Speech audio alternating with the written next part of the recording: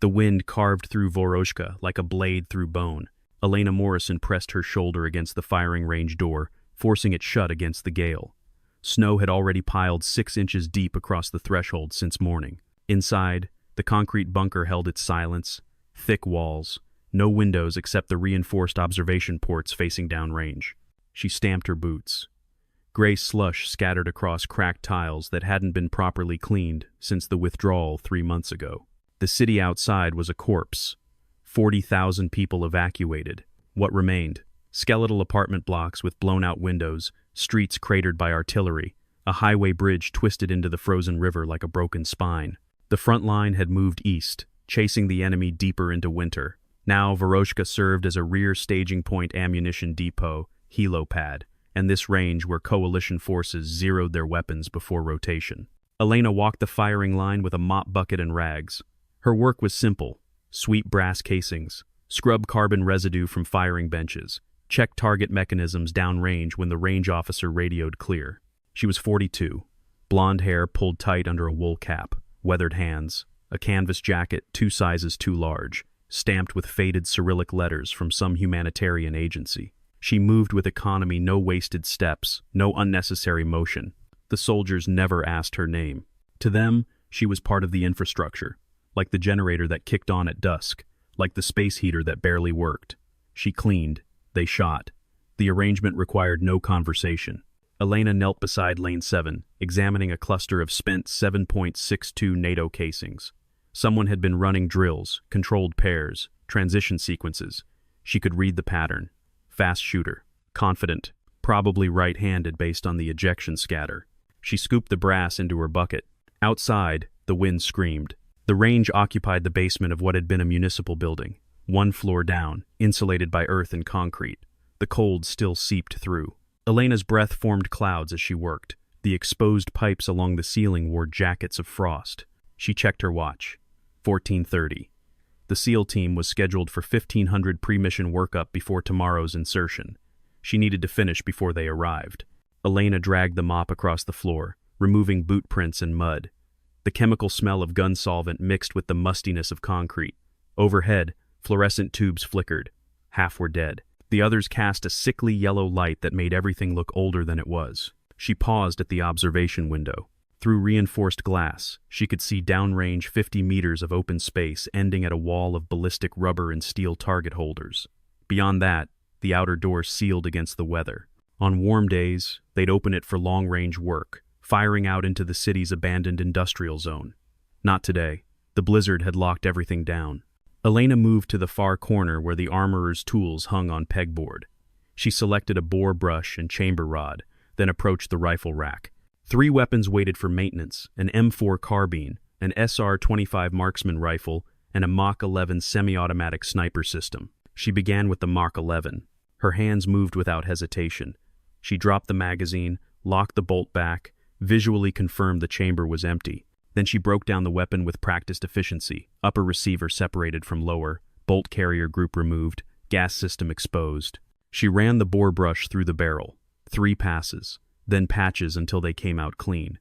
She inspected the bolt face, the extractor, the firing pin. No carbon buildup, no wear patterns that shouldn't be there. The weapon told stories, if you knew how to read them. This one spoke of a shooter who maintained their equipment. Professional, careful, someone who understood that in combat, mechanical failure killed just as efficiently as enemy fire. Elena reassembled the rifle, function checked it, returned it to the rack. Through the concrete walls, she heard the muffled thump of a helicopter passing overhead, probably a Black Hawk, heading to the depot 2 kilometers west. The sound faded quickly, swallowed by the storm. She moved to the SR-25. The wind had intensified. She could hear it now even through the bunker's insulation, a low moan that rose and fell like breathing. Snow would be drifting across the streets above, filling the craters, smoothing the jagged edges of war into soft white curves. Voroshka had been beautiful once, Elena remembered.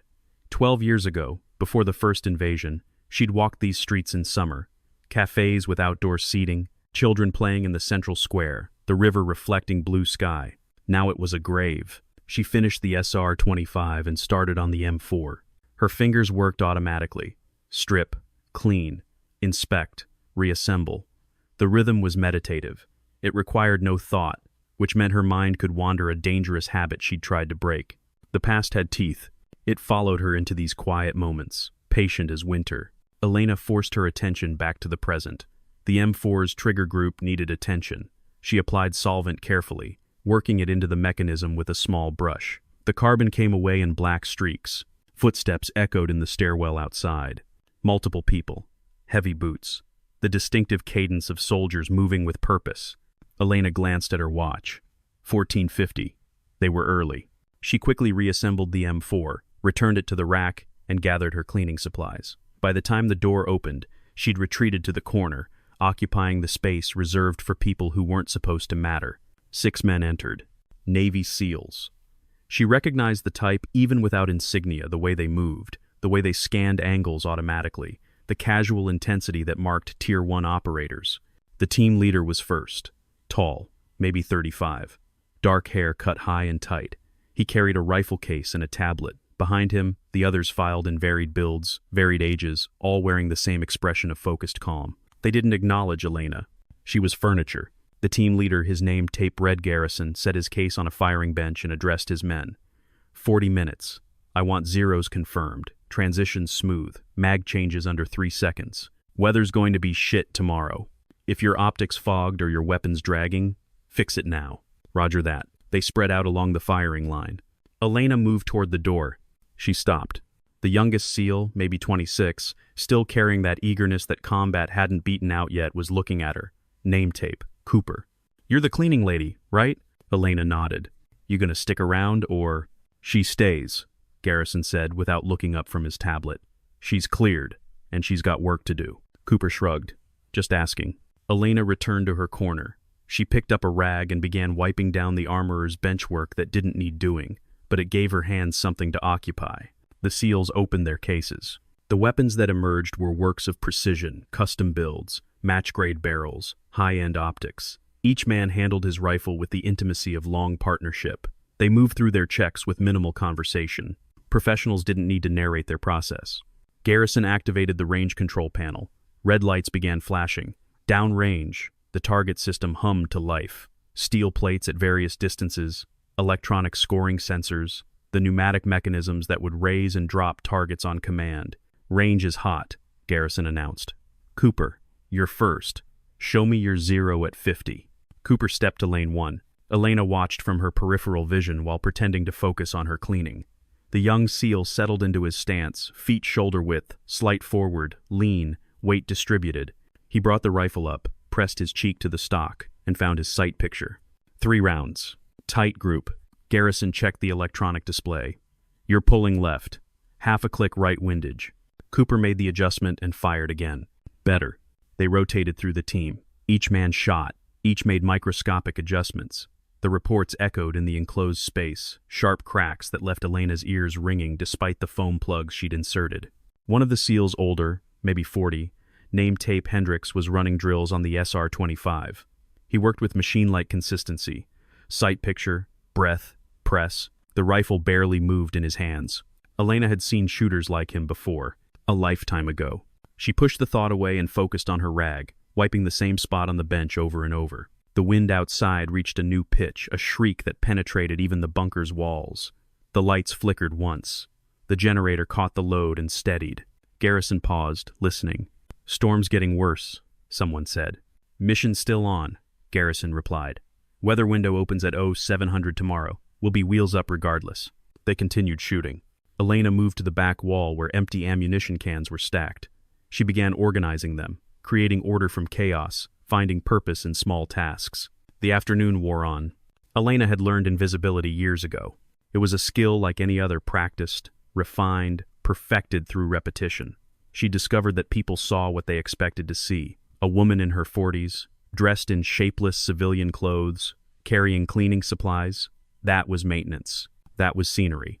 That didn't require acknowledgement. The SEALs treated her exactly as she'd anticipated. They spoke around her, through her, as if she were simply another piece of equipment. When Cooper needed more ammunition, he walked past her to the supply locker without a word. When Hendricks set his rifle down to adjust his vest, he placed it on the bench inches from where she was working. never questioning whether she might be a security risk. Elena had clearance, background checks, authorization paperwork filed in triplicate with the Coalition Forces Command, but they'd never asked to see it. Her presence had become routine weeks ago. She preferred it this way. Garrison called a break at 1600. The SEALs gathered at the rear of the range, passing around a thermos of coffee. Their conversation was subdued, fragments about tomorrow's mission, speculation about enemy positions, dark humor about the accommodations in Voroshka. "Place is a goddamn frozen hell," Cooper said, shaking his head. "I mean, who stays here? The whole city's empty except for us and whoever that is." He gestured vaguely toward Elena without actually looking at her. "Locals," one of the other SEALs said. "Name tape, Morgan. Some people can't leave. Or won't. Can't or won't. It's crazy. Front line's what, 30 clicks east? And closing. 40 kilometers, Garrison corrected. And not closing. Intel says the line's stabilized. Intel's been wrong before. Intel's wrong a lot," Hendricks added quietly. He was field stripping his SR-25 on the bench, working with methodical precision. "But it's all we've got." Elena continued her work, moving along the firing line with her collection bucket. Brass casings clinked as she dropped them in. The SEALs paid her no attention. She'd been in Voroshka for 4 months. Before that, Kharkiv. Before that, a village near the Don River whose name she'd already forgotten. She moved with the shifting geography of war, always a few kilometers behind the fighting, always in that gray zone where combat had passed but safety hadn't yet arrived. People asked why. Elena never gave a real answer. The truth was complicated, messy, tied to a past she'd spent a decade trying to bury. Easier to say she was humanitarian aid, a volunteer with an NGO, someone trying to help in whatever small way she could. Easier than admitting she was running towards something instead of away. Cooper wandered over to examine the target system controls. He jabbed at buttons with the curiosity of someone who'd grown up with video games. "This thing's older than I am." "Don't break it," Garrison called. "I'm not breaking it. I'm just..." A steel target 70 meters downrange suddenly popped up. Cooper grinned. "See? I fixed it." "You didn't fix anything. That's the timed sequence protocol." "Whatever. I'm good with machines." Elena moved past them to collect more brass from Lane 5. As she worked, she became aware of someone watching her. Hendricks, the older SEAL, had paused in his maintenance work. His eyes tracked her movements not with suspicion, exactly, but with a calculating interest that made her skin prickle. She kept her head down and continued collecting casings. After a moment, he went back to his rifle. The wind had intensified further. Through the ventilation system, Elena could hear its voice, no longer just a moan but a full-throated howl. The blizzard was building towards something worse. Garrison checked his phone, frowned. "Weather service is calling for whiteout conditions through tomorrow morning." "Thought we had a window at 0700, Morgan said. "We do, supposedly. But you know how it is." They did. Weather in this part of the world was a weapon all its own. It killed without preference, freezing the unprepared, grounding air support, turning simple movements into survival challenges. Elena had learned to read the signs, the particular pitch of the wind, the way snow crystals formed on windows, the pressure in her sinuses before a storm broke. This one was going to be bad. She finished collecting brass and carried her bucket to the sorting area. The different calibers needed to be separated for the ammunition techs: 9mm, 5.56, 7.62. She worked quickly, her hands sorting by touch, barely needing to look. Behind her, the SEALs were running transition drills.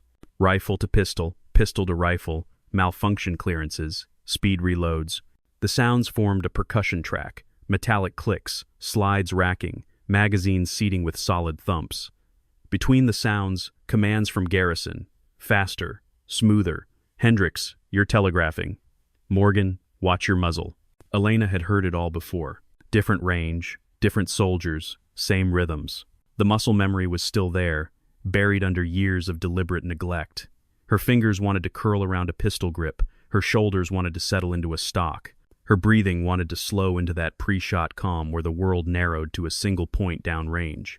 She forced her hands to keep sorting brass. At 16:30, Garrison called the team together. "That's enough for today. Weapons cleaned and secured. Final brief at 0500 tomorrow. Get food, get rest. Questions?" "What about exfil if the weather doesn't break?" Cooper asked. "Then we walk. 12 kilometers through snow. It'll suck, but we've done worse." Hooah. They packed their equipment with the efficiency of men who'd done it 1,000 times. Rifles went into cases, magazines into pouches. Every item had a place, and every place was filled correctly. Elena moved toward the door, ready to lock up after they left. Hendricks stopped her with a gesture. She froze. He approached slowly, his rifle case in one hand. Up close, she could see the lines around his eyes, crow's feet carved by sun and stress. A faded scar ran along his jaw.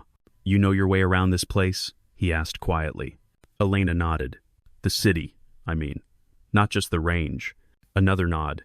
His eyes held hers for a long moment. "Good to know." Then he was past her, following his team up the stairs. Elena stood alone in the empty range. The wind shrieked. She checked the weapons rack locked, the ammunition locker secured, the target system powered down, everything according to protocol. She was about to leave when she noticed something on firing bench 3. A single 7.62 NATO round. Hendricks had left it. Elena picked it up. The brass was cold against her palm. She turned it over, examining it in the fluorescent light. Standard ball ammunition, nothing special. But its placement had been deliberate. Not dropped, not forgotten. Left. She pocketed the round and headed for the door. Outside, the blizzard was devouring Voroshka. The explosion came at 1700, just as the light was failing. Elena was in the supply room adjacent to the range, inventorying cleaning supplies for her weekly report. The walls shook. Dust sifted down from the ceiling. A metal shelf rattled, nearly toppling before she caught it. She knew that sound. Rocket-propelled grenade. Probably PG-7 VL warhead. Impact somewhere close, maybe 200 meters. She moved to the doorway. Through the range's interior, she could see the entrance stairwell. No fire, no smoke penetrating this far down. But the lights had flickered, and the building's skeleton was settling with creaks and groans. Her phone had no signal. It never did down here. Elena grabbed the emergency radio from its wall mount and switched it to the Coalition Forces channel. Static hissed. She adjusted the antenna, moving toward the stairwell for better reception. Voices broke through the noise. Contact, contact. Multiple positions. Rooftops northwest. Where's our air? We need. Negative, negative. Weather's too thick. Cass is grounded. Overlapping transmissions. Panic threading through the professional calm. She caught fragments. Ambush. Heavy weapons. Pinned down. Casualties. Another explosion. Closer this time. The lights died completely. Emergency battery strips along the baseboards kicked on, casting everything in red. Elena's shadow stretched grotesquely up the stairwell wall. She made a decision. Back into the range. To the weapons locker. She punched in the code 6 digits she'd memorized the first week, watching over the range officer's shoulder. The lock clicked. The door swung open. Inside, the 3 rifles she'd cleaned earlier. Ammunition, night vision equipment, medical supplies. Elena took the Mach 11, 4 magazines, a chest rig to carry them. Her hands moved with the efficiency of old training. Magazine inserted, bolt released, chamber around, safety on. The weapon settled into her grip like it had been waiting for her. She slung the rifle and headed up the stairs. The ground floor was chaos. The building's front entrance had been blown open. Snow swirled through the gap, mixing with smoke and dust. The temperature had dropped 20 degrees. Wind screamed through the broken space, carrying the chatter of distant gunfire. Elena moved to a shattered window and looked out. Voroshka's central square stretched before her 200 meters of open ground surrounded by Soviet-era apartment blocks. The SEAL team was pinned in the middle, using a destroyed BMP infantry fighting vehicle as cover. Muzzle flashes sparked from multiple windows in the buildings across the square. The enemy had chosen their ground perfectly. High positions, overlapping fields of fire, the weather preventing air support. The SEALs were trapped in a kill zone with no good exits. Elena watched Garrison trying to organize a breakout. He was moving between his men, shouting commands she couldn't hear. Return fire was sporadic. They were conserving ammunition. Smart. But it meant they couldn't suppress the enemy positions effectively. Movement on the square's eastern edge caught her attention. 3 figures in winter camouflage, advancing low and fast, using the snow and shadows for concealment. They were flanking, trying to get angles on the SEAL's position. Elena tracked them through the Mk-11's optic. 800 meters. Wind gusting left to right. Snow reducing visibility to maybe 600 effective range. The failing light was making it worse. She adjusted the scope's elevation, then stopped. Her finger hovered over the safety. 12 years since she'd fired a shot in anger. 12 years since she'd made the decision to walk away. to become someone else, to let that part of her die in the same forgotten war that had taken everything else. Another RPG streaked across the square.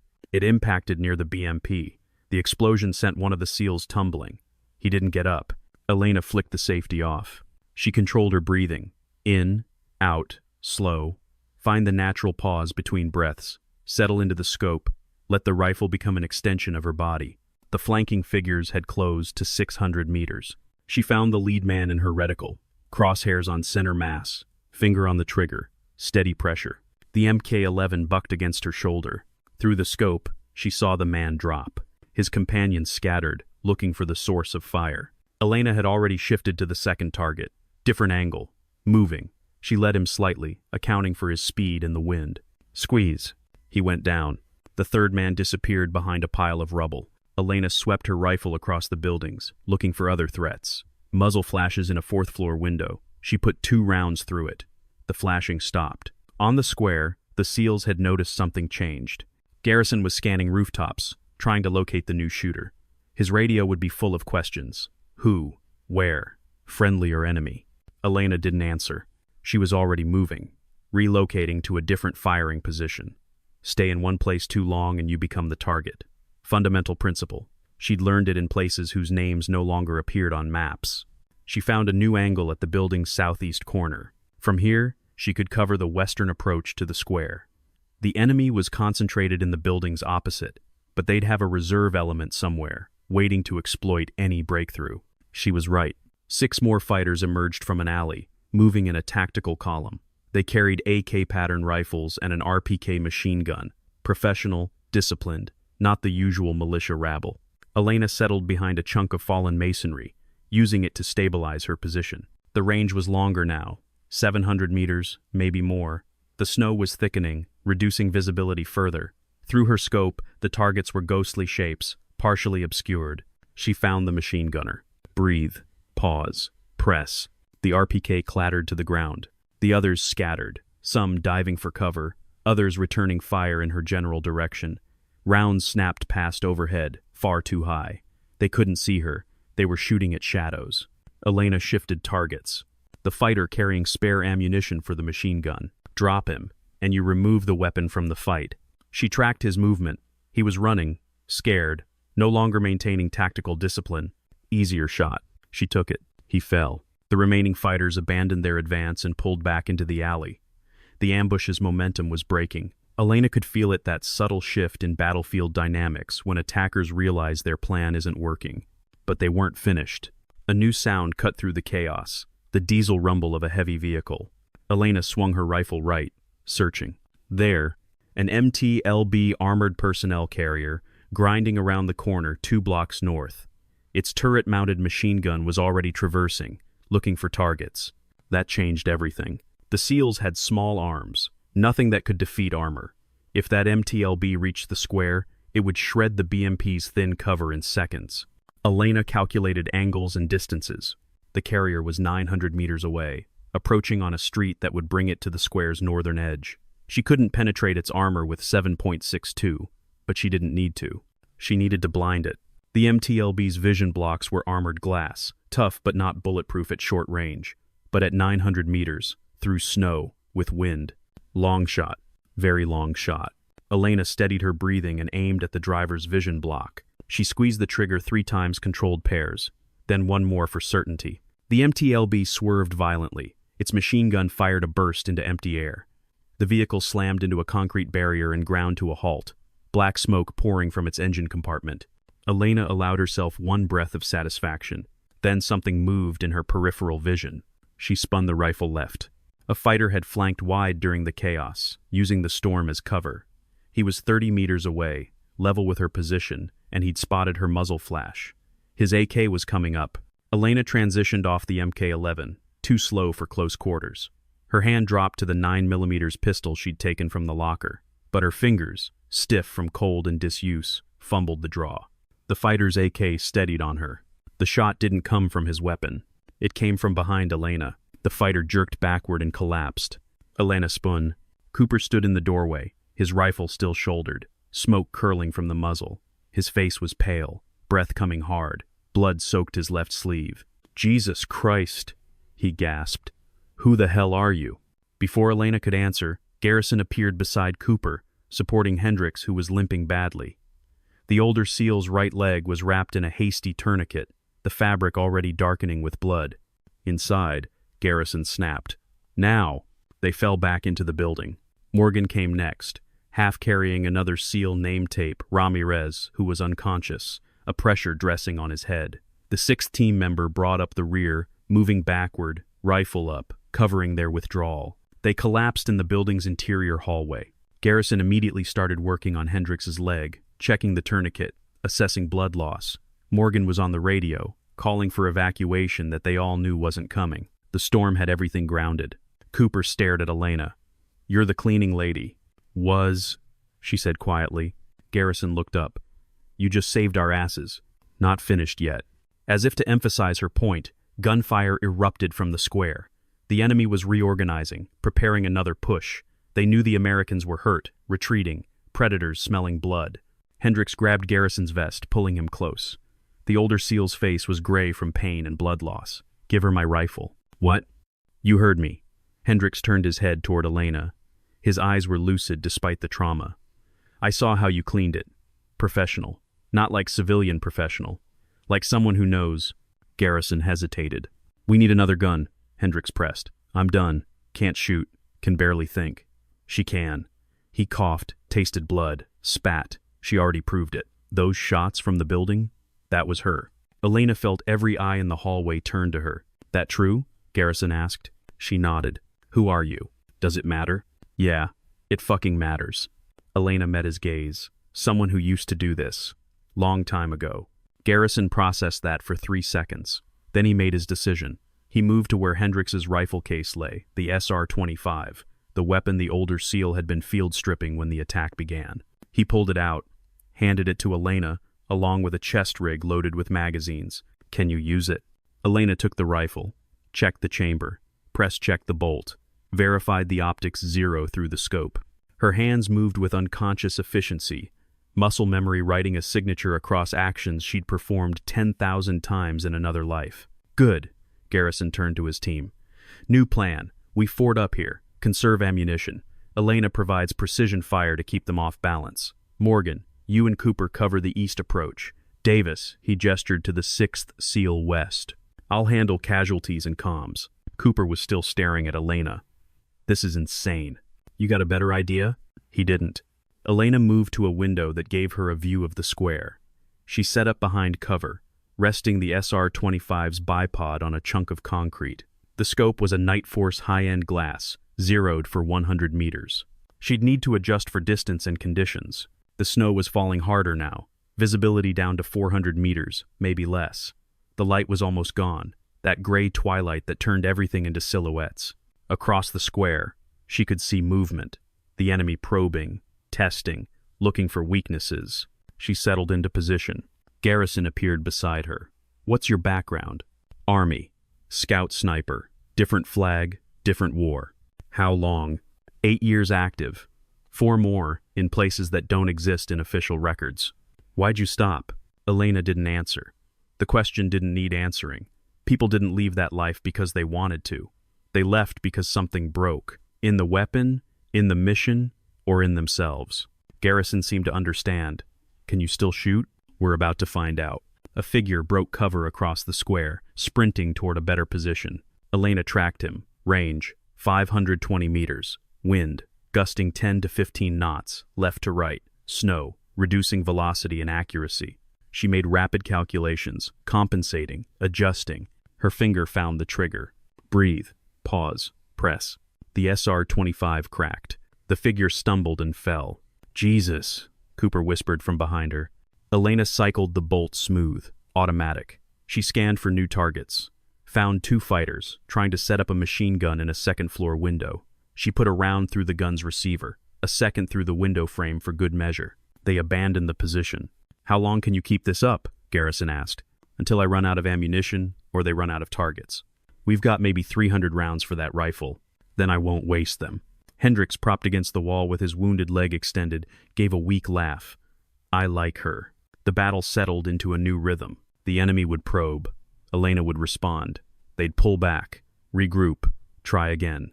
Each attempt met by precise fire that forced them to rethink their approach. She wasn't trying to kill everyone. She was trying to impose a cost. Make them understand that advancing carried a price they might not want to pay. It was working, but ammunition was finite, and the night was long. Darkness fell like a curtain at 1800. The emergency lights in the building barely pushed back the shadows. Elena worked by feel as much as by sight, her world narrowing to the illuminated reticle of the SR-25 scope and the pale geometric shapes of buildings across the square. The enemy adapted. They stopped trying frontal approaches. Instead, they began a slow encirclement, moving through the ruins with patience that suggested professional military training. Not militia, not irregulars. This was a coordinated element with tactical doctrine. Elena tracked their movement through thermal signatures picked up by the SR-25's clip-on thermal optic that Davis had provided. Body heat showed white against the cold background. The snow helped. It was so cold that anyone moving generated contrast. A shape appeared on a rooftop 400 meters out. She watched it settle into a firing position. Observer, probably, or a sniper of their own. Elena adjusted her aim. The thermal image made it hard to identify specific features, but she could read intent from posture. The way the figure held still. The way they'd chosen high ground with clear sightlines. Professional. She made the shot count. The figure disappeared from the thermal image. "How many rounds left?" Garrison asked. Elena ejected the magazine, checked by touch. 17 in this mag. 2 more full magazines. 51 total. Make them count. Always do. Behind them, Morgan was still trying to raise evacuation. The radio produced only static and broken fragments. The storm had intensified to the point where even electronic communication was struggling. They were alone. Cooper had fashioned a better dressing for his arm wound. He'd refused morphine needed to stay alert, but his face was tight with pain. He'd positioned himself at an east-facing window, providing security while Elena focused on longer-range threats. Ramirez was still unconscious. Garrison had checked him twice. Concussion, possibly fractured skull. He needed a hospital. What he had was a sleeping bag and a floor in a half-destroyed building. Hendricks had drifted into a morphine haze. His tourniquet had held. The bleeding was controlled, but he'd lost a lot of blood, and his skin had taken on that translucent quality that came before shock. Davis maintained watch on the western approach, his movements efficient and calm. He was the quietest of the SEALs, speaking only when necessary, but Elena could feel his competence. He'd positioned himself well, chosen good cover, maintained awareness. A professional among professionals. The hours ground forward. 1900, 2000, 2100. The enemy kept probing. Elena kept responding. Each shot carefully placed, each round making a statement. Approach and die. By 2200, she'd fired 31 times. 19 confirmed hits. The enemy's enthusiasm for assault had diminished significantly. Garrison moved to her position, bringing water and a protein bar. Eat. Drink. You've been at this for 4 hours. Elena took the offerings without taking her eye from the scope. She ate mechanically. The protein bar tasted like cardboard and chemicals, but it was calories. Fuel. "Where'd you learn to shoot like that?" Garrison asked. "Same place you learned. Different war. Different country." "Eastern European?" She didn't answer. "Fair enough." He was quiet for a moment. "When this is over, assuming we survive, there's going to be questions. Official questions. About who you are and why you're here. I have papers. Papers explaining how a civilian volunteer can make shots at 500 meters in a blizzard at night? Didn't think so," he sighed. "I'll run interference, but you need to know they'll want to debrief you. Extensively." Elena shifted her position slightly, easing pressure on her left knee. "If we survive. When we survive." She appreciated his optimism. At 2300, the enemy changed tactics again. They brought up mortars. The first round impacted in the square with a dull crump. Shrapnel rang off the destroyed BMP. The second round landed closer, maybe 40 meters from the building. "Incoming!" Davis shouted. The third round hit the building's roof. The explosion shook the structure. Ceiling tiles crashed down. One of the remaining windows shattered, spraying glass across the floor. Elena felt the concussion in her chest, in her teeth. The mortars kept coming. Systematic. Walking fire toward their position. The enemy couldn't see them clearly, so they were saturating the area with high explosives. Effective, if brutal. "We need to move," Garrison said. "Where?" Morgan asked. Storm's too thick to run. They've got the approaches covered. We move, we die. We stay, we die anyway. Elena scanned through her scope, searching for the mortar position. They'd be set up somewhere with cover, probably 600 to 800 meters out, far enough to avoid direct fire, close enough to adjust based on observation. She found them. A thermal signature in the ruins of a 3-story building southeast of the square. Multiple figures. The distinctive heat bloom of a mortar tube firing. 900 meters. Extreme range in these conditions, but doable. Elena adjusted her scope, compensating for distance, wind, and the falling snow. The mortar crew was partially concealed, working behind a low wall. She could see 2 figures actively loading, a third observing, probably a fourth somewhere nearby as security. She aimed at the mortar tube itself. Long shot. Very long shot. Hitting a stationary man at 900 meters was one thing. Hitting a tube maybe 8 inches in diameter, different entirely. But she didn't need to destroy it. She needed to make them afraid to use it. Elena fired. Through the scope, she saw the round spark off the tube's base plate. The mortar crew scattered, diving for cover. The tube toppled. She fired again, walking rounds into their position. The thermal image showed frantic movement. Then, nothing. They'd abandoned the position. The mortar fire stopped. They're regrouping, Garrison said. Won't last. They'll bring something else. How long until dawn? Elena asked. 6 hours. Maybe the storm breaks. Maybe extraction becomes possible. Maybe. The word hung in the cold air. By midnight, Elena had developed a complete tactical picture of the enemy disposition. 23 confirmed fighters visible through thermal, probably more in reserve. They'd established positions in a rough semicircle around the square, concentrated to the north and east. The western approach remained less defended either by design or because they lacked manpower. The MTLB she'd disabled earlier still smoldered near the square's edge. The BMP in the center had become a landmark, a reference point for directing fire. Elena had 27 rounds remaining. She used them like a surgeon uses a scalpel, precise cuts. No wasted motion. The enemy tried to establish an observation post in a 4th-floor window. She put a round through the window frame, sending concrete fragments into anyone behind it. They abandoned the position. 2 fighters attempted to cross the square under cover of darkness. She let them get halfway far enough to commit, too far to retreat easily, then fired. One went down. The other broke and ran. She let him go. Watching friends die was often more effective than dying yourself. The enemy brought up a heavy machine gun, a DSK 12.7 millimeters, big rounds, capable of punching through the building's walls. They set it up in a ground-floor doorway 600 meters out, protected by sandbags. Elena studied the position through her scope. The gun itself was behind cover. The crew was partially exposed, heads, shoulders, the gunner's back when he leaned into the weapon. Not ideal targets, but the weapon had to be neutralized. She waited. Patience was half of sniping. The other half was execution. The DSK's barrel began to glow as they test-fired it. The tracers arced across the square, probing. They were ranging, getting ready for a sustained barrage. Elena found her angle. The gunner shifted position, leaning forward to adjust the gun's traverse. For 3 seconds, his upper torso was exposed above the sandbags. She took the shot. The gunner slumped. The assistant gunner moved to replace him, but more cautiously now. He knew someone was watching. He tried to stay low, to use the sandbags fully. Smart. But the gun's position was compromised. To fire effectively, someone had to expose themselves, and Elena was waiting.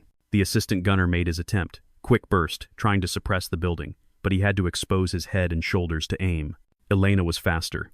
The DSK fell silent. The enemy didn't try to crew it again. You're making them scared, Garrison observed. Good. How many rounds left? 22. They have to realize we're finite. Eventually they'll just wait us out. Elena nodded. That's why we need to make every shot count now. Impose maximum psychological cost. Make them question whether this target is worth it. Is it worth it? There's nothing here worth dying for. Just us. And we're not that important in the larger war. Then why don't they pull back? Pride, momentum, or orders from someone who's not here and doesn't care about their lives. She shifted slightly, easing a cramp in her right shoulder. Same reason soldiers always fight when they shouldn't. Cooper approached, moving in a crouch. His wounded arm was held tight against his body. Davis spotted movement on the western approach. 3, maybe 4 figures, trying to flank. Elena swung her rifle to cover the western arc. Through the scope, She picked up the thermal signatures. 4 contacts, moving in a tactical column, using buildings for cover. They were good staying in shadows, minimizing exposure. But good wasn't perfect. One of them paused in a doorway, silhouetted briefly against the snow-covered street beyond. Half a second of exposure. Elena took it. The figure dropped. The others froze, suddenly aware they were being observed. They pulled deeper into cover, reassessing. "They're learning," Davis called softly, "getting smarter." "So are we," Elena replied. She was learning their patterns, the way they moved, the tactics they preferred. Each probe revealed more about their training, their doctrine, their limitations. The SEALs were learning too. Without explicit coordination, they developed a system. Cooper and Davis called out contacts. Morgan managed communications and casualties. Garrison ran the tactical picture. Elena eliminated threats. A team forming under pressure. At 0100, the wind shifted. The storm's main force began moving south. The snowfall lightened from blinding to merely heavy. Visibility improved to maybe 500 meters. Better for Elena. Worse for the enemy, who'd been using the weather as concealment. She used the improved visibility to scan the battlefield methodically. Left to right, near to far, looking for any change in the enemy disposition. She found something interesting. In the ruins of a building 800 meters north, a thermal signature that didn't match the others. Larger, warmer, moving differently. She studied it through the scope. A vehicle. Small, probably a technical. A pickup truck with a mounted weapon. It was positioning behind cover, trying to find an angle on the building. If it mounted a heavy weapon, another Dishke or even a Zu-23 autocannon, it could tear the building apart. Elena adjusted her aim. The vehicle was moving, which complicated the shot, and she couldn't see it clearly through the building's ruins. Just glimpses, fragments of thermal image. She waited for a better opportunity. It came 30 seconds later. The technical pulled forward, its driver trying to find a clear firing lane. For a moment, the cab was exposed. She could see the thermal signature of the driver through the windshield. She fired twice. The technical swerved, crashed into a wall, and stopped moving. "What was that?" Garrison asked. "Transport, possibly weapons platform. Disabled now." "How many rounds left?" 18. He was quiet, doing math, calculating odds. "We need extraction. Weather's improving. Maybe dawn brings helicopters. If we last until dawn." Elena didn't respond. There wasn't much to say. They'd last or they wouldn't. The outcome would be determined by ammunition, enemy determination, and luck. She settled back into her shooting position and waited for the next target. At 0200, Garrison made a decision.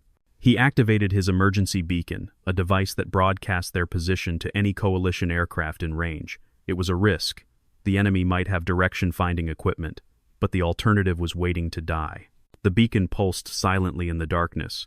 Morgan tried the radio again. This time, through the static, a voice responded. "Station, this is Cavalry 6. We read your beacon. What's your situation?" Morgan keyed the mic. "Cavalry 6. We are 6 personnel. 2 critical casualties, pinned by hostile force estimated platoon strength. Request immediate CASVAC. Copy. Weather is marginal but improving. Working on getting birds airborne. Stand by." Hope was a fragile thing. It made people careless. Elena saw the enemy response almost immediately. The harassing fire intensified. They knew rescue was coming. They wanted to finish this before air support arrived. A squad-sized element, 8 fighters broke cover and rushed the square. Suicide attack. They were trying to close distance, get inside the effective range where Elena's precision shooting mattered less. She dropped the first 2 before they'd covered 20 meters. The others scattered but kept coming, using suppressing fire, moving in bounds, professional assault tactics. Cooper and Davis opened up with their rifles, controlled bursts. The range was 200 meters and closing fast. Elena shifted targets rapidly. Shoot, cycle, shoot, each round carefully placed. She wasn't trying for headshots now. Center mass, faster target acquisition, higher probability of hits. 3 more went down. The remaining 3 reached the BMP and took cover behind it. "Grenade!" Davis shouted. The projectile arced through the air, impacting the building's facade. The explosion sent shrapnel through an already broken window. Cooper cried out more fragments in his wounded arm. Garrison moved to him, checking the damage. Elena focused on the BMP. The 3 fighters were using it for cover, but they couldn't stay there. Eventually they'd have to move. She waited, patient, scope steady on the vehicle's corner. A head appeared. Quick peek. checking angles. She fired. The head disappeared. She didn't know if she'd hit him, but he wouldn't be peeking again soon. 30 seconds passed. Movement on the BMP's far side. Someone sprinting away, braking for better cover. Elena tracked him, led him slightly. Squeezed. He fell mid-stride. The remaining two fighters abandoned their position, retreating back across the square. Elena let them go. They'd seen enough. Spread the word about the cost of assault. Cavalry 6. This is Morgan. The enemy just attempted a massed assault. We repelled them, but we're burning through ammunition fast. What's your ETA on those birds? Working on it. Weather's still marginal. Be advised, earliest possible extraction is 0430. Can you hold? Morgan looked at Garrison. Garrison looked at Elena. How many rounds? He asked. 12. Can you make them last 2.5 hours? If they stop trying to kill us? Yes. Garrison keyed the radio. Cavalry 6. We'll hold. But make it fast. Roger. Cavalry out. The building settled into an uneasy quiet. Hendricks was awake again, lucid but weak. He'd been watching Elena work. Now he spoke, his voice rough with pain and medication. Recognized your technique. Elena glanced at him but said nothing. The way you shoot. Deliberate. No wasted rounds. Prioritizing targets by tactical value, not just opportunity. He coughed. That's not hobby shooting. That's doctrine. Specific doctrine. Garrison was listening now. Soviet scout sniper methodology, Hendricks continued. Updated for modern warfare, but the fundamentals are there. I've seen it before. Different continent, different war, but the signature's the same. Elena finally spoke. You're observant. It's my job. He tried to shift position, grimaced. Ukrainian army? Once. Long time ago? 12 years.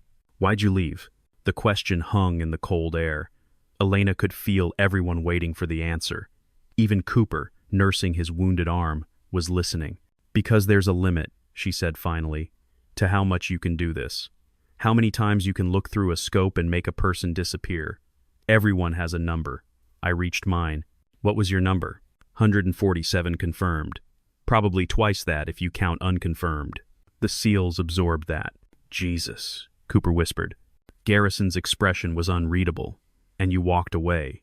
I tried to. Elena scanned her sector, maintaining vigilance. Turns out you can't really walk away. Just pretend. Until something like this happens, and you remember what you are. What are you? She didn't answer immediately. The question was more complicated than he probably realized. What was she? Not the person she'd been 12 years ago. Not the person she'd tried to become. Something in between. Something that existed in that gray space where past and present collided. A weapon, she said finally. You can't retire a weapon. You can only put it in storage and hope no one needs it again. Hendricks laughed weakly. Poetic. Realistic.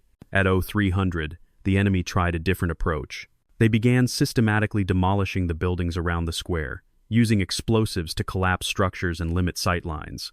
The detonations were methodical, calculated. They were trying to create barriers, force the SEALs into a smaller defensive position with fewer angles of fire. Smart. Elena watched through her scope as another building came down in a cloud of dust and snow.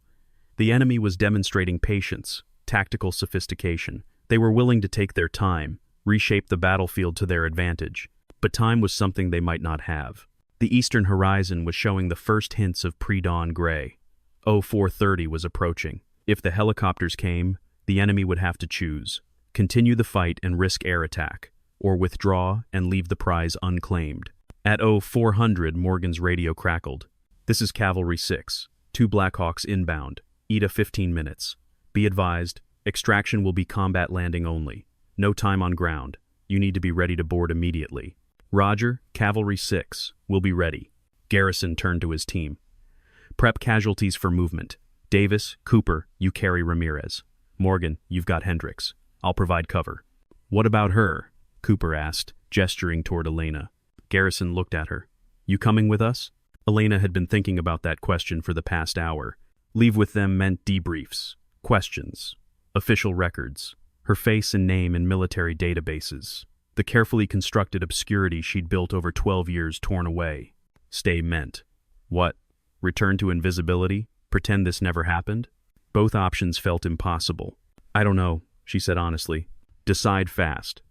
15 minutes. She nodded and returned her attention to the square. At 0412, the enemy made their final play. They'd been holding a reserve force, Elena realized that now, waiting for the right moment. That moment was the sound of approaching helicopters. The attack came from 3 directions simultaneously. North, a squad advancing through the ruins. East, another squad using the collapsed buildings as cover. South, a technical that had been hidden in an underground garage, now roaring into the square with a mounted machine gun. Coordinated, aggressive. A last desperate attempt to kill or capture the Americans before extraction arrived.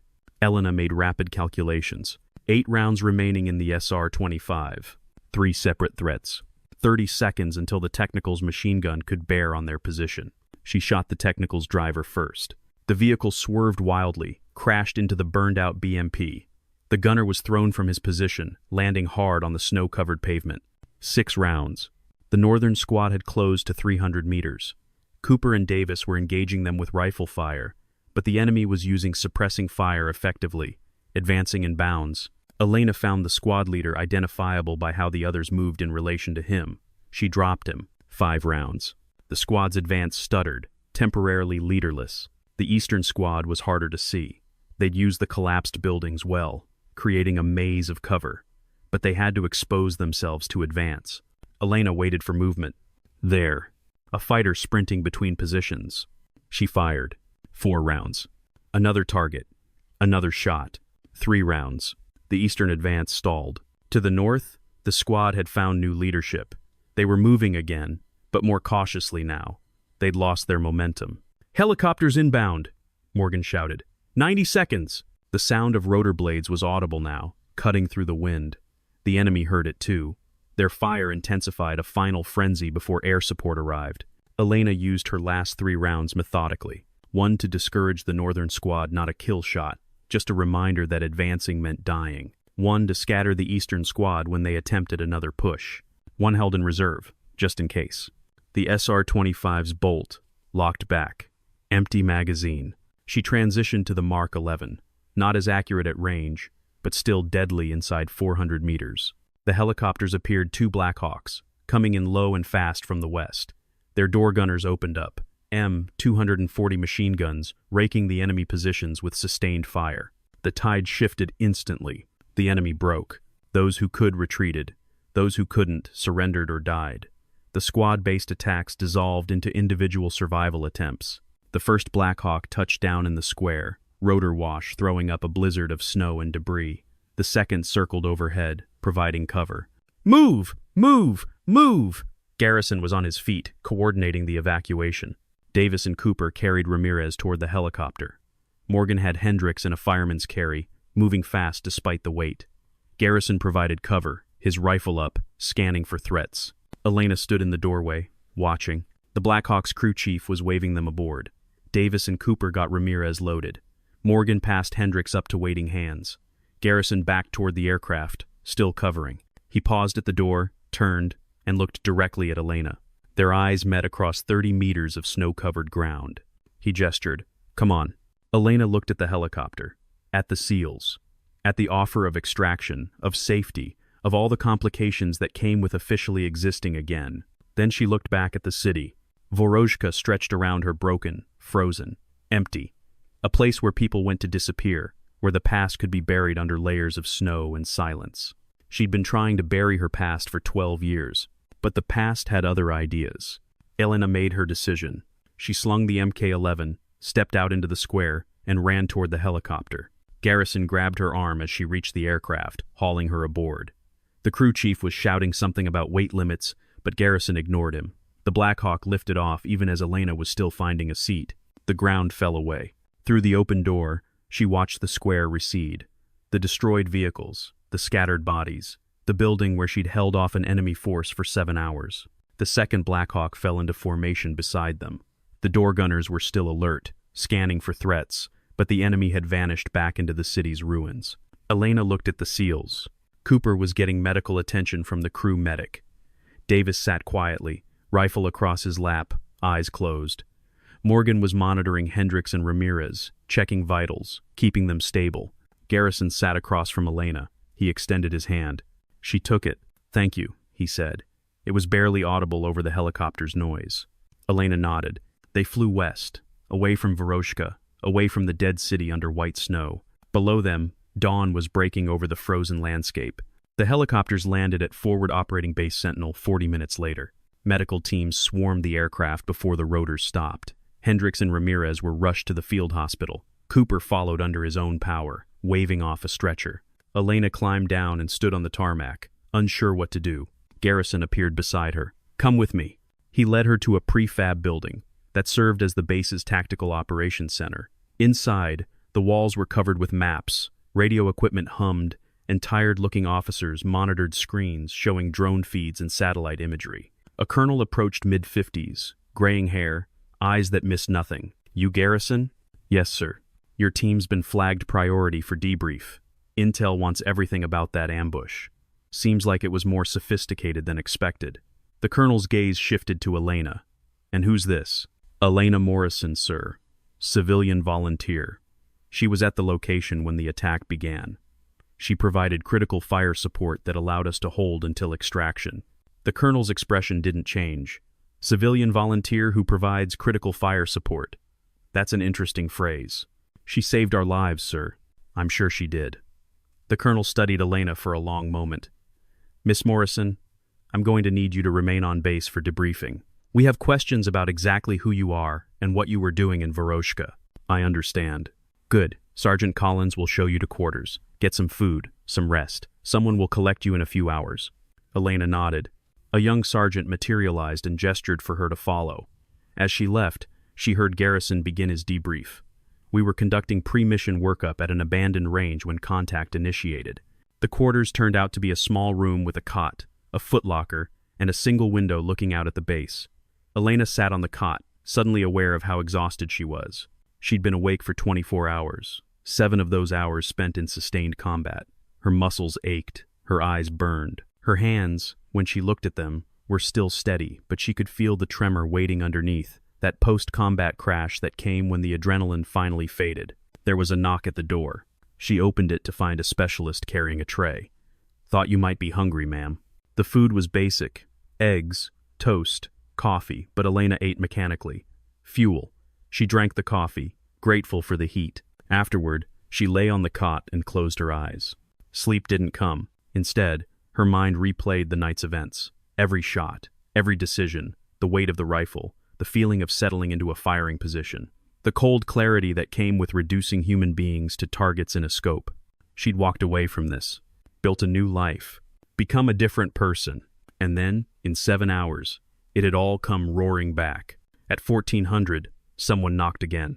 Elena opened the door to find a man in civilian clothes, jeans, polo shirt, but with the bearing of military or intelligence. Early 40s, calm eyes. "Miss Morrison, I'm David Bradford, Defense Intelligence Agency. Would you mind answering a few questions?" "Do I have a choice?" "Not really, but I thought I'd be polite about it." Elena stepped back, allowing him to enter. He sat in the room's only chair. She remained standing. Bradford pulled out a tablet. "I've been reviewing your file. Background checks from when you registered as a humanitarian volunteer. It's all very thorough, very clean, almost too clean. I had nothing to hide, except your military service. 8 years with the Ukrainian Armed Forces, specialized as a scout sniper, decorated multiple times. Participated in operations across eastern Ukraine, and, if my sources are correct, several undisclosed missions in contested territories." Elena said nothing. "You left service in 2013, disappeared from official records, resurfaced in 2022 as a civilian volunteer working in war zones. And now I find out you just held off a company-sized enemy element using precision rifle fire. Want to explain that?" "I got lucky." "Lucky." Bradford smiled without humor. "Commander Garrison estimates you made between 40 and 50 shots over 7 hours. His team counted at least 30 confirmed enemy casualties directly attributable to your fire. That's not luck, Miss Morrison. That's exceptional skill. What do you want from me?" "Context. Understanding. Assurance that you're not a security risk." "I'm not." "So you say. But I have a former Ukrainian sniper with over 100 confirmed kills, working in active combat zones who apparently decided to retire and clean weapons for the U.S. military. You can see why that raises questions." Elena sat on the cot. She was too tired for this. I left because I was done. Because 12 years of killing people catches up with you. Because I wanted to find out if I could be something other than a weapon. And can you? I thought so. Until last night. Bradford studied her. What changed last night? Nothing changed. That's the problem. Elena looked at her hands. I thought I'd buried it. The training, the reflexes, the ability to look at a human being and calculate wind speed and bullet drop. But it's still there. Always will be. So what now? I don't know. You tell me. Am I under arrest? No, you're not being charged with anything. In fact, officially, you were never there. The after-action report will note, unknown friendly forces provided precision fire support. No names, no details.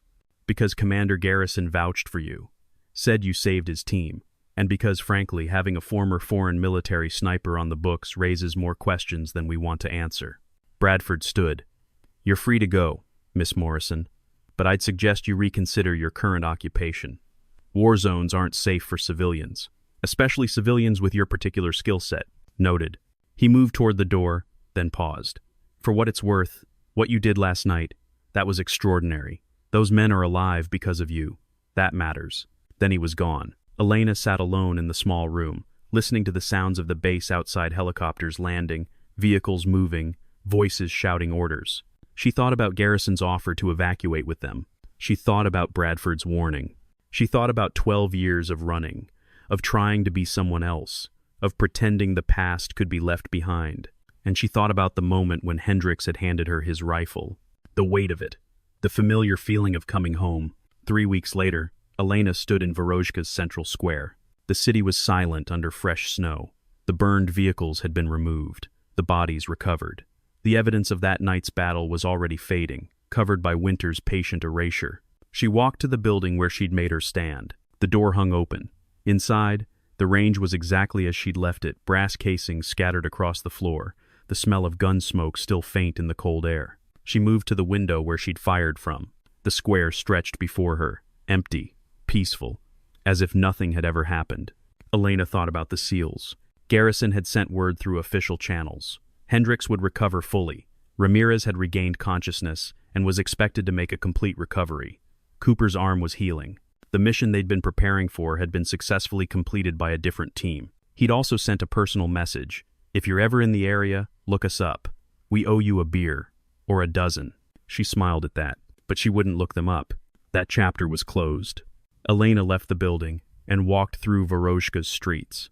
The city remained abandoned. The front line had stabilized 40 kilometers east. Vorozhka existed in that strange liminal space, no longer combat zone, not yet safe for return. It suited her. She passed the building where she'd lived. 4 months of anonymous existence, cleaning and maintaining, trying to be invisible. That person was gone now. Elena knew she couldn't return to who she'd been before that night. The illusion had been shattered. She'd looked through a scope again, made the calculations, pulled the trigger. And part of her, the part she'd tried so hard to bury, had come alive in that moment. She walked to the city's edge, where the highway led west. A car was waiting. Someone from the volunteer organization, ready to drive her to the next posting. A field hospital in Dnipro that needed administrative help. Safe work, far from the front. Elena climbed into the car. As they drove away, she looked back at Vorozhka through the rear window. The city receded into the distance, vanishing into the snow and fog. Somewhere in that city, in that building, in that moment when everything had hung in the balance, Elena Morrison had become herself again. Not the person she'd been trying to be. Not the person she'd been 12 years ago. Something new. A weapon that had chosen its own purpose. The car turned a corner, and Vorozhka disappeared from view. 2 months later, in a classified briefing at JSOC headquarters, and in summary, the Vorozhka incident demonstrated sophisticated enemy tactics and coordination. We've upgraded threat assessments for the sector accordingly. An intelligence officer raised his hand. What about the unknown friendly? The sniper that Garrison's team reported. The briefing officer shuffled papers. No confirmed identity. Analysis of the engagement suggests extreme professional proficiency. Possibly a foreign military asset operating independently. Possibly a ghost. A ghost? Someone who doesn't want to be found. The Ukrainian authorities have no record of anyone matching the description operating in that area. For purposes of this report, we're categorizing it as unknown force multiplier, presumed friendly. Do we need to follow up? Negative. Whoever it was, they saved American lives. That's all we need to know. The briefing continued. Somewhere in eastern Ukraine, Elena Morrison was working in a field hospital, changing bandages and organizing supplies. At night, when the hospital was quiet, she sometimes stood at the window and looked toward the eastern horizon where the war continued its slow, grinding progression. She didn't have a rifle anymore, didn't need one, but she knew that if the moment came, if the circumstance demanded, she could pick one up again. Would pick one up again, because some cities are saved by people no one remembers, and some people can never truly escape what they are. Elena turned from the window and returned to her work. Outside, snow continued to fall.